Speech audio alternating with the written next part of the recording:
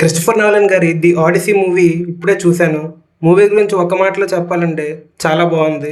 Already movie చూసిన foreign critics అయితే మూవీకి నోలన్ గారి కెరీర్లోనే ది బెస్ట్ అనే రేంజ్లో రివ్యూస్ అయితే ఇస్తున్నారు.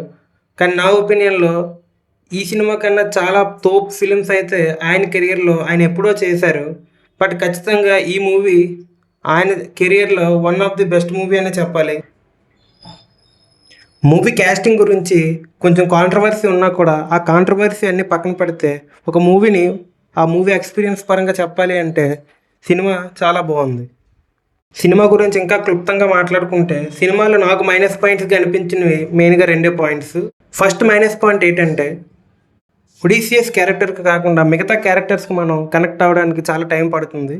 అఫ్ కోర్స్ ఇది ఒడిసియస్ ఒక జర్నీ, ఆ క్యారెక్టర్తో మనం ట్రావెల్ చేస్తాం. మ్యాట్ డేమన్ గారు కూడా ఆయన కెరీర్లోనే one of the best performance అయితే ఇచ్చారు.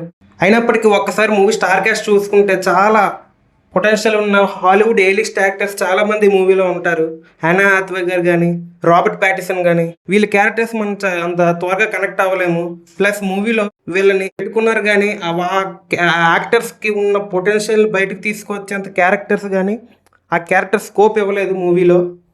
ఇంక్లూడింగ్ టామ్ హాలండ్ క్యారెక్టర్ కూడా లాస్ట్ క్లైమాక్స్లో కొంచెం షైన్ అయినప్పటికీ అంతవరకు కూడా మనం మ్యాక్సిమం ఒడిసియస్ క్యారెక్టర్తో ట్రావెల్ అవుతాం. Odysseus character maximum screen time కూడా డామినేట్ చేస్తుంది. మిగతా క్యారెక్టర్స్ ఇంపాక్ట్ ఇవ్వలేదా అంటే అఫ్ కోర్స్ ఇచ్చాయి. దానికి కారణం కూడా ఆ పొటెన్షియల్ ఉన్న యాక్టర్సే అవ్వచ్చు.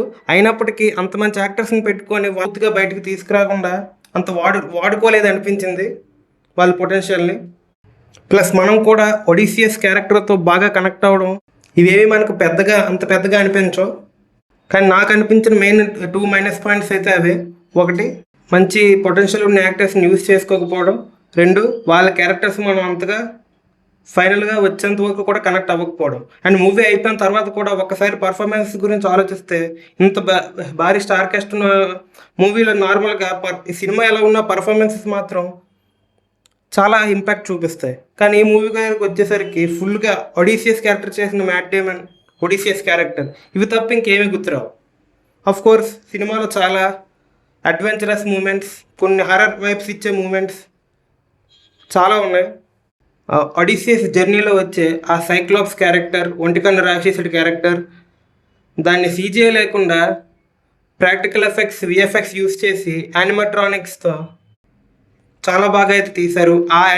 ఆ సైక్లాప్స్ ఆ ఒంటికన్ను రాక్షసుడి సీక్వెన్స్ అంతా ఒక ప్యూర్ హర్రర్ వైబ్లా ఉంటుంది.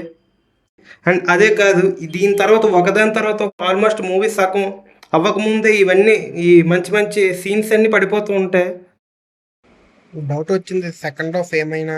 లాస్ట్ క్లైమాక్స్ వచ్చేసరికి ఒక క్యారెక్టర్ రివీల్ అయ్యే సీన్ ఉంటుంది. ఆ సీన్కి నాకు గ్లాడియేటర్ వైబ్స్ అయితే చాలా వచ్చాయి మూవీలో. ఓవరాల్ మూవీలో బాగా వచ్చాయి. బట్ ఆ క్లైమాక్స్లో ఆ క్యారెక్టర్ ఐడెంటిటీ రివీల్ అయ్యే సీన్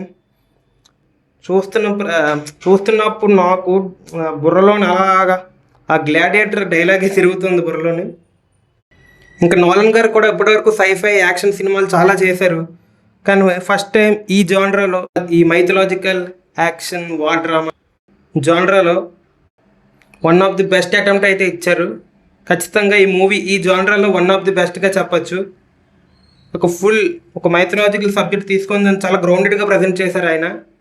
ఇంకా బిగ్ స్కేల్లో ఆయన ఈ జానరాలో ఈ మూవీకి చేసిన ఈ గ్రౌండెడ్ రియలిస్టిక్ అప్రోచ్ అయితే ఖచ్చితంగా బిగ్ స్క్రీన్పై ఒక బెస్ట్ ఎక్స్పీరియన్స్. కాబట్టి సింపుల్గా మూవీ చాలా బాగుంది. 3 గంటల సినిమా మ్యాక్సిమం ఎక్కడా బోర్ కొట్టదు.